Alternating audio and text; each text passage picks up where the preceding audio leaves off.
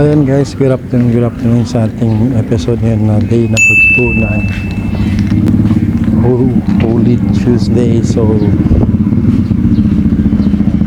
babalikan na lang tayo at update ko lang pag ano na tayo at mag-pray muna tayo sa Rosary day number 2 na Holy Tuesday. So tara, let's go.